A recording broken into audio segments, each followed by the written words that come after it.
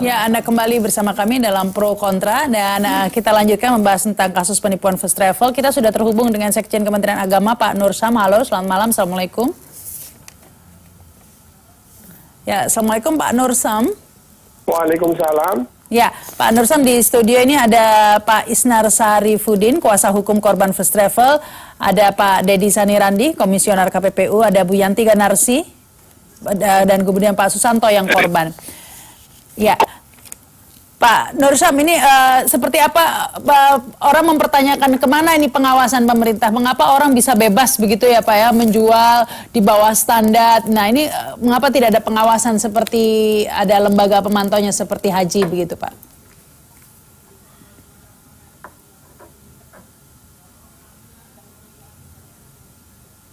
Ya, jadi begini ya, jadi kan untuk persoalan umroh ini memang luar biasa peminatnya.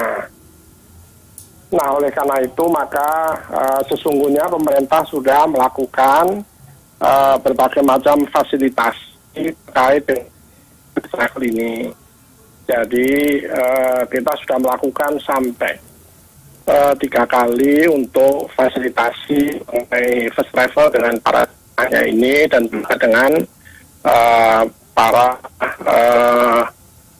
pihak yang terkait dengan persoalan ini. Tetapi kan seperti yang kita ketahui bahwa first travel tidak pernah hadir di dalam acara-acara yang kita lakukan dalam rangka untuk klarifikasi dan seterusnya itu.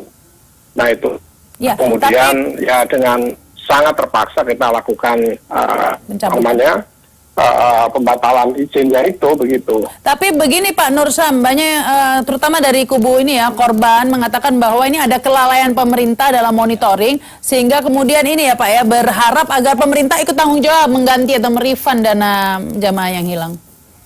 Ya, sebenarnya kalau dinyatakan sebagai kelalaian sih saya rasa juga tidak sepenuhnya benar ya.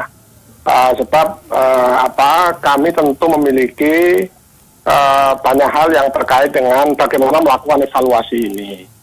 Jadi ya bahwa ketika muncul persoalan-persoalan ini kami sudah mendiskusikan dan kemudian juga tadi itu kami melakukan fasilitasi tadi. Ya, tapi mengapa bisa praktek sekian lama sampai 70.000 begitu Pak ya? Ini kenapa tidak terpantau oleh pemerintah atau Kementerian Agama begitu? Ya. Kami tentu memantau jadi terhadap tindakan-tindakan yang dilakukan oleh biro-biro travel ini kan sudah kita antisipasi. Misalnya dengan program 5 Pasti Umroh. Program ini kan sebenarnya dilakukan di dalam rangka untuk memberikan kepastian kepada para jamaah bahwa kalau mereka mau umroh itu tentu harus jelas 5 hal tadi. Jelas travelnya, kemudian jelas paspornya, visanya, jelas tempat pemondokannya di Arab Saudi, jelas berangkatnya, pulangnya dan sebagainya. Jadi ini sudah merupakan regulasi yang kita bikin. Nah, tetapi kalau kemudian lalu terjadi seperti ini ya, inilah yang yang kita sesalkan sebenarnya itu. Ya, ini mungkin Pak Isnar ini Pak akan menambahkan. Baik. Yang kita sayangkan bahwa selama ini pihak pemerintah itu tidak hadir di tengah-tengah masyarakat untuk mengawasi tentang proses kejadian ini gitu loh. Selama ini kalau seperti ini maksudnya hanya sudah terjadi baru turun tangan ya, melakukan pemutusan atau pencabutan izin. Ini sudah terlambat gitu loh. Harusnya kan ketika berjalan seperti ini sudah mencurigakan, harusnya dalam hal ini negara langsung turun tangan gitu loh, bahwa ini sangat berbahaya, sangat bisa merugikan masyarakat banyak gitu loh. Harusnya kan inilah apa manfaatnya pemerintah. Ya seperti itu Pak Nur Syam, mengingat yang dijual paketnya sangat murah Pak, di bawah standar. Ya, jadi sebenarnya kan begini ya, kita sudah memiliki standar pelayanan minimal terkait dengan persoalan-persoalan ini, terkait dengan misalnya kemudian juga melalui PMA yang kita miliki itu sudah ada. tidak ada batas ini Pak, batas bawah dari pemerintah begitu, syarat batas bawah penjualan paket umroh itu paling murah berapa begitu, tidak ada Pak? Kita memang tidak terlalu kepada persoalan ini.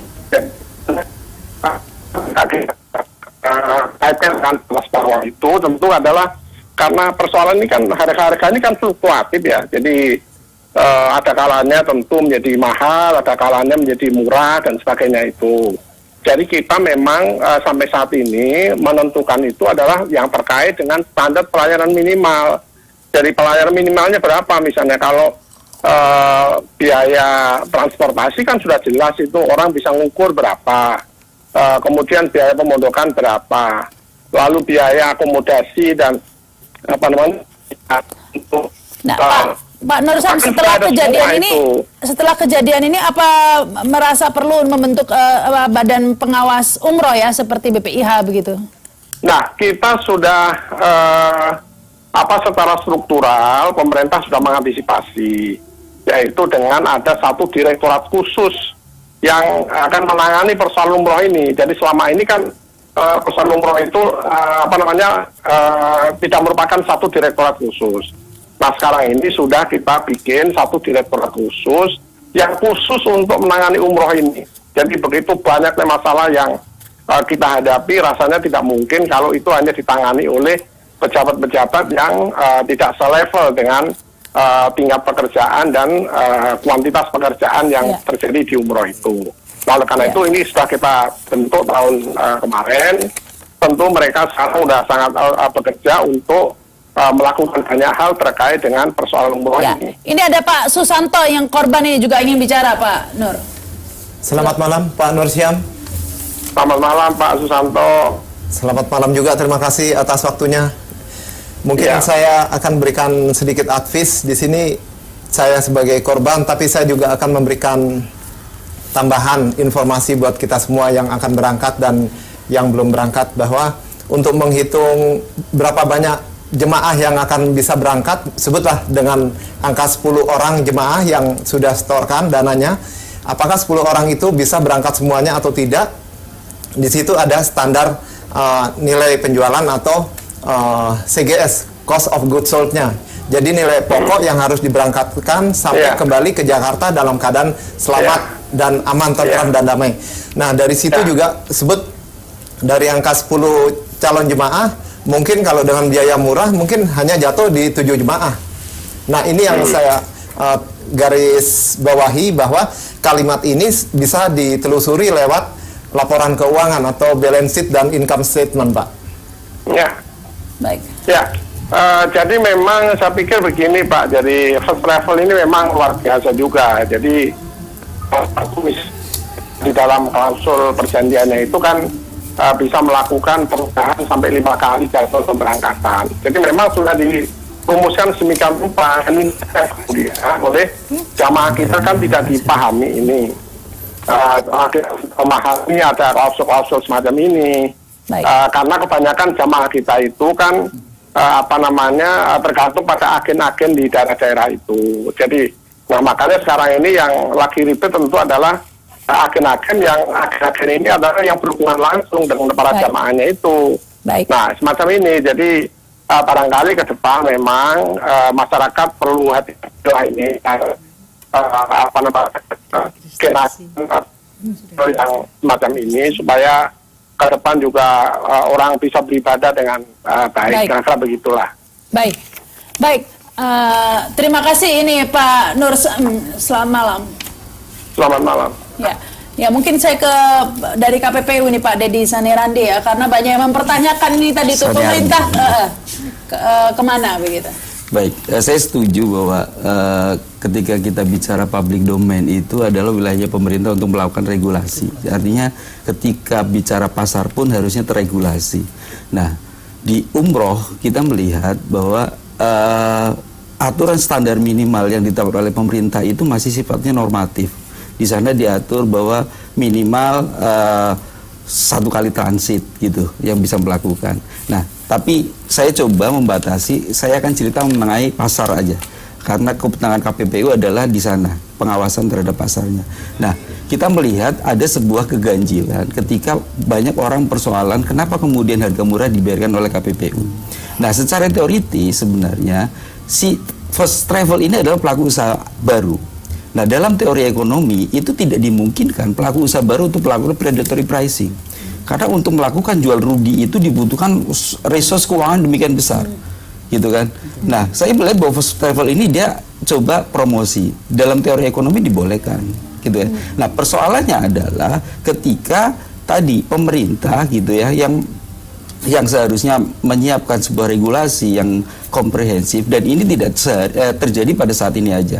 Kasus Pandawa investasi bodong gitu kan, terus kasus Cipaganti gitu kan, itu kasus-kasus yang mencerminkan bahwa sebenarnya kita perlu ada satu perbaikan dalam bernegara gitu ya, dan kita harus akui, dan saya tidak menyalahkan siapapun, tetapi kita momentum ini harusnya menjadi sebuah peringatan keras bagi kami termasuk gitu ya, dan pemerintah untuk mencoba meregulasi hal-hal yang bisa meminimalisir terjadinya hal ini.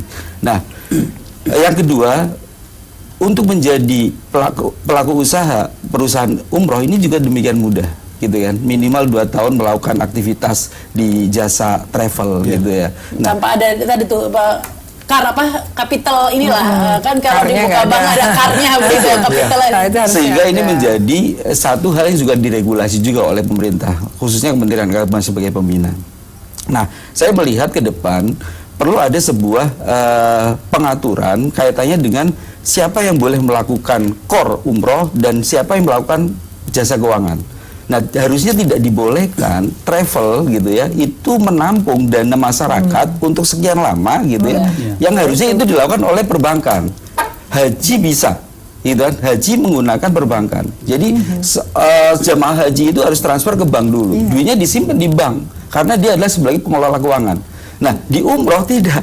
Disimpan orangnya ya, disimpan oleh si pelaku usahanya sebagai pelaku usaha umroh. Masih tahun depan. Padahal berangkat tahun depan. Sehingga dia kan sebagai pengelola jasa keuangan, gitu kan. Harusnya dia punya izin untuk jasa pengelolaan keuangan. Harusnya ke depan tidak lagi terjadi seperti itu. Harus dipisahkan tuh siapa lembaga pengelola keuangan, siapa sebagai core umroh. Jadi kalau travel sekarang bayar harus segera berangkat, nggak boleh terlalu lama jaraknya begitu ya. Harus ada peraturan seperti itu. Artinya travel yang melakukan jasa. Nah, dengan kelalaian-kelalaian seperti itu wajar tidak jika kemudian korban minta pemerintah menanggulangi? Kalau itu bukan kewenangan kami KPPU. Ya mungkin Bu Yanti. Gini ya, kalau nggak salah juga Pak tolong dicek registrasi terakhirnya dia. Itu kalau nggak salah akhir 2016 atau 2017 awal. Padahal di 2015 sudah ada komplain. Tapi kenapa registrasi ulangnya kok keluar gitu? Nah, di situ mungkin silahkan.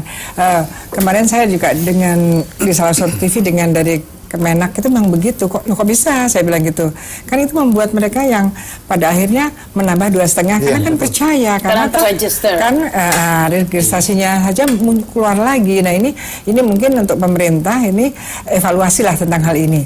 Nah, berkaitan dengan ada sih share of responsibility-nya negara misalnya, tetapi pertanggungjawaban negaranya untuk berbagi pertanggungjawabannya tidak berupa mengembalikan itu kan sulit karena anggarannya di mana, dari mana itu kan tidak bisa karena ini adalah bisnis swasta kan, nggak mungkin.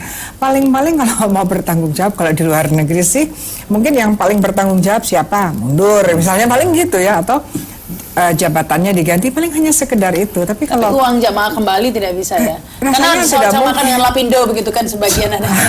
Kan tidak mungkin, rasanya uang pakai apa, negara sekarang lagi butuh uang ya kan, dan ini tidak baik. Kalau begini Pak, kalau misalnya sekarang langsung diambil alih oleh negara-negara sebagian ditanggulangi negara, ini juga tidak akan sehat. Nanti orang-orang masyarakat juga kurang waspada lagi karena dia pikir toh nanti kalau ada apa-apa negara ada lembaga penjamin pemerintah.